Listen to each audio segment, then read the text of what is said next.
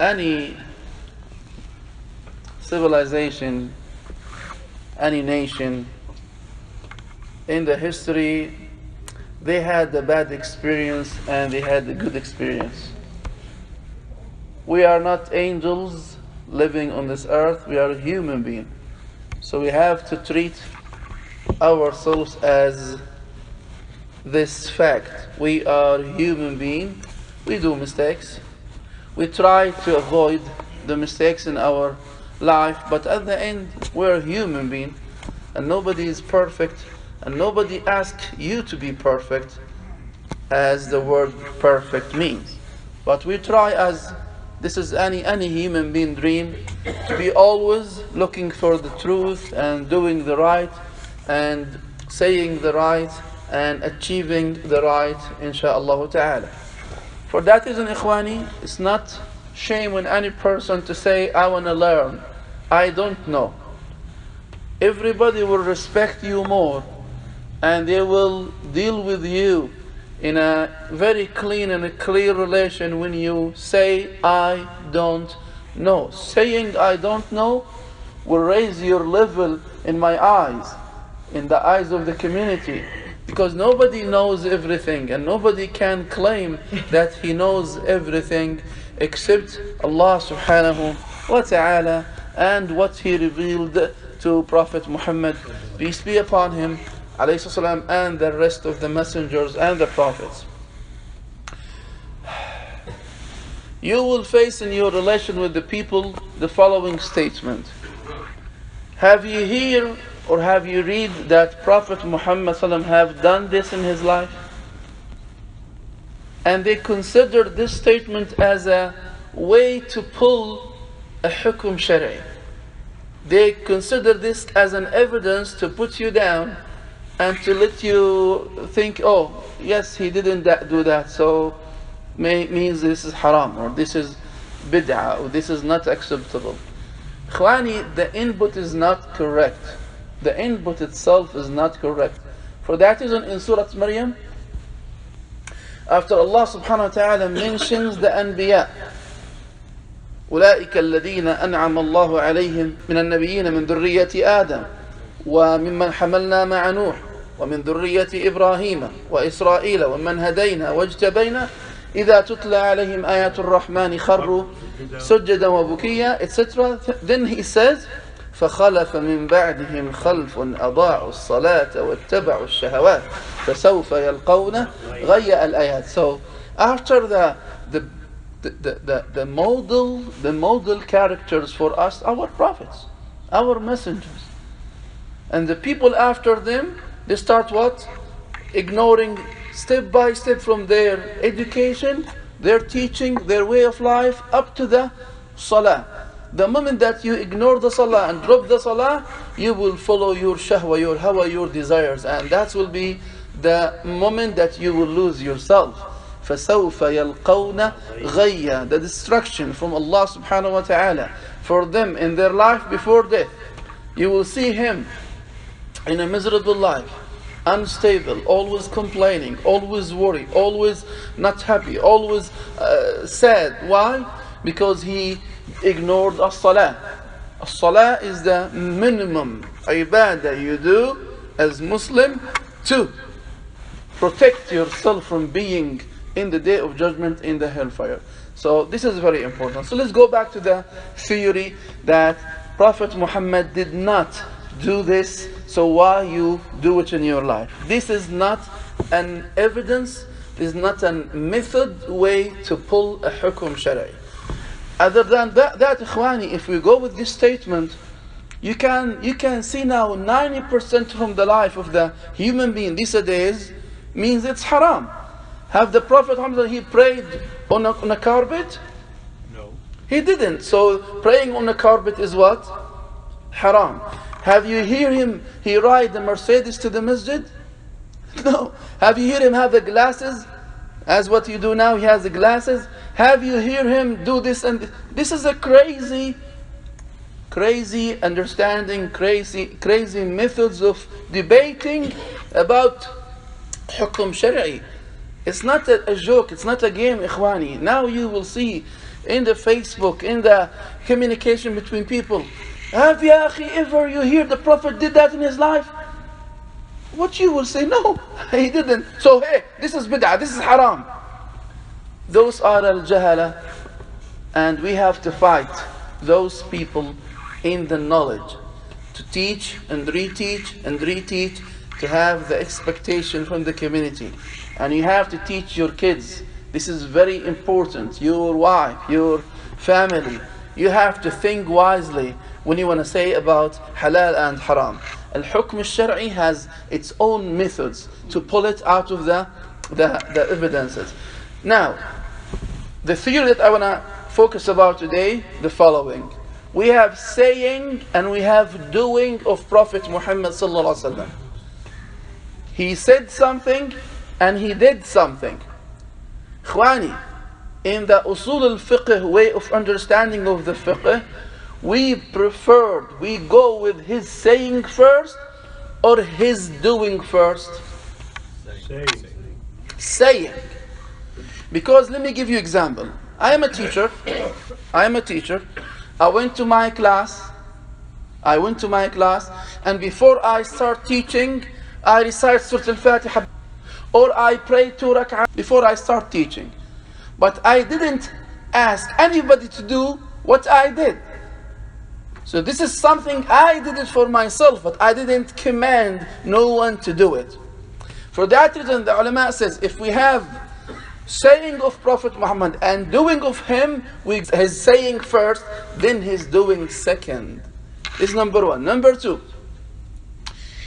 if Prophet Muhammad ﷺ, he did not do certain thing in his life, and he did not say don't do it, means it's not haram, it's mubah, it's permitted. You can do it if you want, you can leave it if you want. He didn't say nothing about that. Up to this moment, Ikhwani, they want us to be busy with minor things in our life by keeping saying bid'ah, bid'ah, bid'ah, haram, haram, haram. Today I received a question about saying Jum'ah Mubarakah, it's bid'ah, it's haram. You can't say it. You can't greet your neighbor, say Jum'ah Mubarakah. Because what? Prophet Muhammad, he didn't do it in his life. He didn't do a lot of things that we are doing in his life, in our life these days. So this is not a way. The way to pull the Hukum Shar'i, Ikhwani, it's very clear in our Islamic fiqh books. You can go and read it. I summarize it in a very brief, inshallah. How many Hukum Shar'i we have in our Islam? 5 Hukum Shar'i. The define of the Hukum Shar'i, what's the Hukum Shar'i?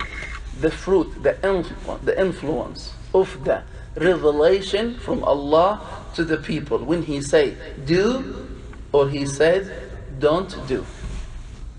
When I say, for example, stand up, what is the influence, the fruit of this saying? That you will stand up, your movement. So why you stand? Because I say a command, stand up. So your standing is what?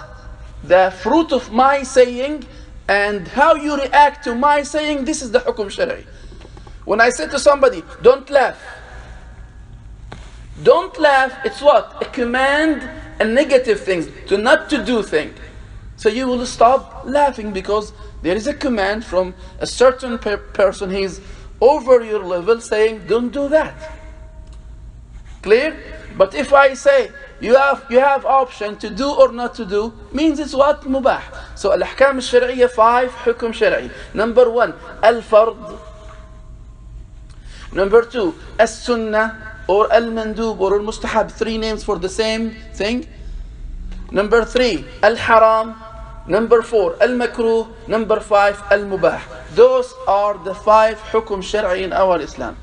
And the definition for each one, al-fard, what Allah Azza wa Jal asked the Muslims, the mukallafeen. Who are the mukallafeen? The Muslim, baligh, rashid, aqil. Clear? He is a Muslim. He is not a baby. He's a young, mature enough to receive this hukum. And he is what? not out of his mind. He's aware about his life, his existence. He's not crazy, he's not mad. So, what Allah asks us to do as a must, it's the fard. How can I know that this is a must or not must? The language, the Arabic language. For that we go back to the same, or the first square. Arabic is a must for those that they want to say about halal and haram, say about religion. If you don't know Arabic, that's okay. You can keep quiet and listen to your teachers. Listen to those that they have knowledge. Number 2, as-sunnah al-mandub, which is al-mustahab.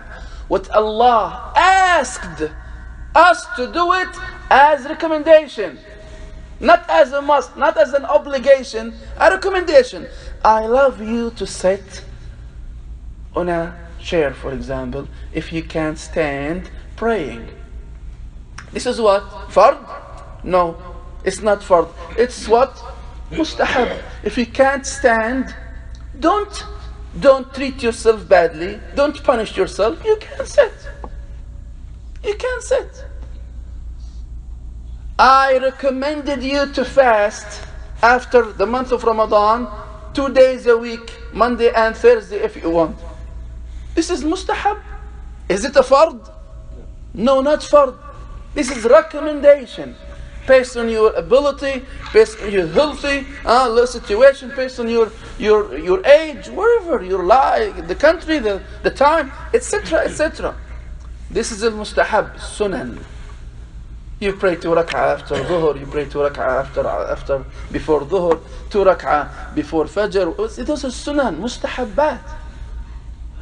And you increase your hasanat, you increase your ajr by doing the mustahabbat.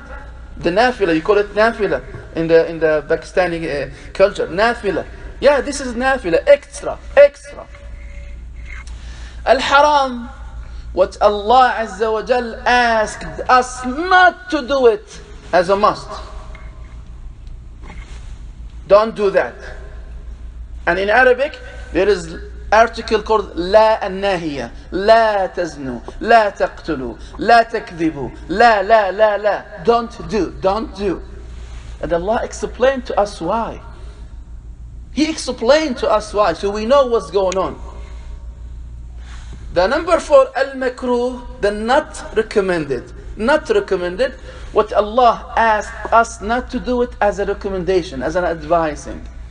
To avoid being in the haram area, avoid those things, in makruhat. For example, if you are fasting and you want to make wudu, don't do madmad that much, because it could, the water could goes what? Inside your stomach, and you will lose the fasting on that day. Clear? When you come to Jum'ah Salah, have a nice and clean dress, a good smell, because it's not good you come and a bad smell comes out of you for your neighbors. This is makruh. And absolutely, when you have makruh here, the opposite is what? Mustahab over there. It's balance. Number 5, al-mubah. What Allah Azza wa Jal gave the choice for us to do or not to do. He gave you the choice. Sleeping, eating, running, marrying, all these things, mubahat, it's upon your what? Decision. You can sleep whatever you want, you can eat. What Allah Azza wa Jal asks you to eat is not haram. So this is mubahat. So all what the Prophet, peace be upon him, he didn't do it in his life, and he didn't say don't do it, it's mubah. And that's a smart way of our fiqh, ikhwan, because Islam is not for the Sahaba generation, Islam for all the humanity. So he can't limitate your freedom. These days we have people, they want us to live as the Sahaba used to live in their time. In the outcomes, how you dress, how you walk, how you ride, how you eat, how you... Otherwise I can't use this mic, because in that time there were no mics, am I right? That's something funny And by the way, it will lead that our people, our new generation, they will leave this Islam. If they will hear this every once in a while, this is funny, it doesn't make any sense. What kind of religion you talk about? For that reason, Ikhwani, always go and educate yourself. Go and educate yourself. Another input. They said, why Allah repeats? Why Allah repeats the story of Moses in the Quran a lot of times? Why? What kind of book you have, O Muslims? It's not enough to have the story one time. Why you have it in this surah and this surah and this surah and in this surah? This is something, they said, this is something unlogically. How you answer this? This is for you, Ikhwan. You have to educate yourself. Number one, there is no repeating in the Quran. No repeating. What Allah does, subhanahu wa ta'ala, for the story of Moses, for example, exactly as World Cup soccer game. They will put for you in the stadium 36 cameras. These are days. How many cameras they put? 36 cameras to give you the view from all the directions, so you have more details from each angle or each camera or each zooming or each point of view. So you will see the goal from this side, that side, what the people does over there, how he kicked the ball, what the judge said, how he ran. Subhanallah, details. Same story, but from different point of views. So you will have all the picture at the end, all the details. This is how we answer this question. Is not repeating. For that reason, in certain surah, Allah will speak about Musa when he was born with his mother. No details here about his relation with the community. In Surah Taha, you'll see more details. For example, in Surah Al-A'raf, details about his relation with Fir'aun. So you will collect all the views together and have the movie or the story incomplete.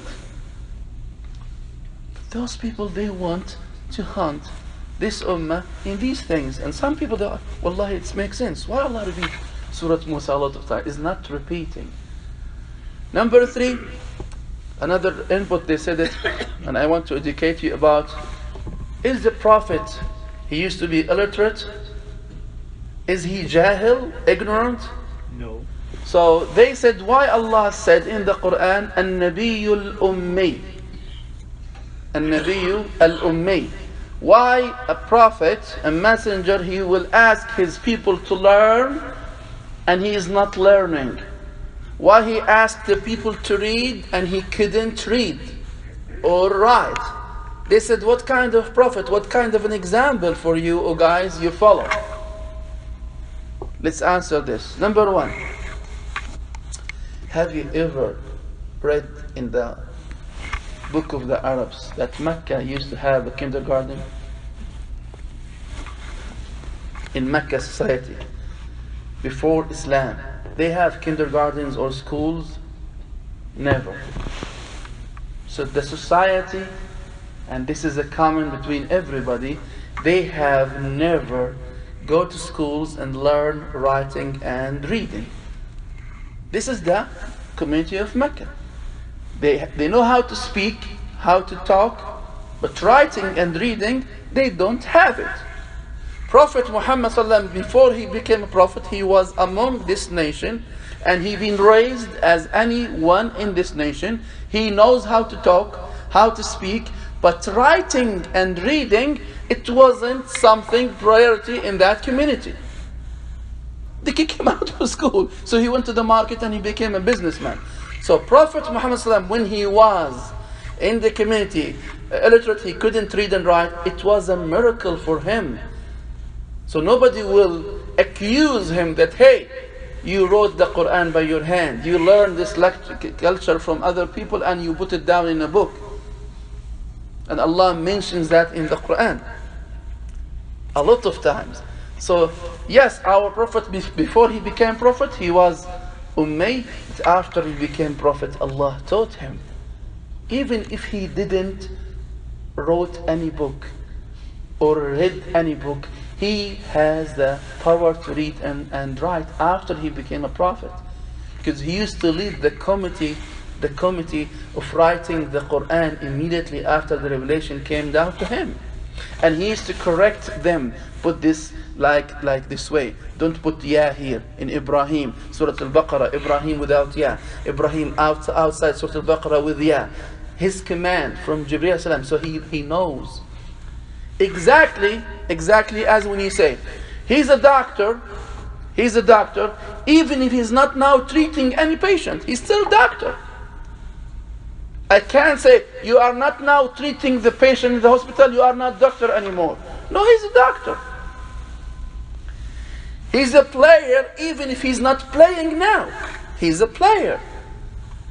Allah Azza wa Jal, a creator, even before he created, he was creator.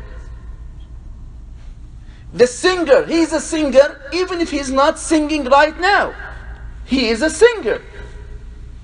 You got it? So logically, yes, Prophet Muhammad, before he became a prophet, he was a literate person, and this is something not shame. It's for his benefit to avoid and to protect any accusation that he wrote the Quran by himself. Surah Al-Zukhruf mentions that. For that reason, Ikhwani, we have to learn and educate ourselves. Be careful and let your kids be careful. We trust Allah subhanahu wa ta'ala with no doubt, and we trust our Prophet Muhammad sallallahu with no doubt, and we love our religion, and we are proud of our Islam, and we will teach Islam to our kids, and we will educate ourselves inshaAllah ta'ala. And no big deal if I say I don't know now. I'm going to learn, educate myself, read for the scholars. Alhamdulillah, our ummah, the most ummah have scholars in this universe. Educate yourself and no big deal inshaAllah. And Allah, He told us about this struggle between the haqq and the batil. It will not end up to the day of judgment. So no big deal. We will do our part inshaAllah while we are alive, and if the death will come to us, we will have the witnesses that, oh our Lord, I did this and this to serve my faith, and to serve my religion, and to educate my ummah, and to educate my family members first inshaAllah. I ask Allah for me and for you to be from those who will hear the right and they will do it inshaAllah in their life. Ameen, ameen. أقول قولي هذا وأستغفر الله لي ولكم.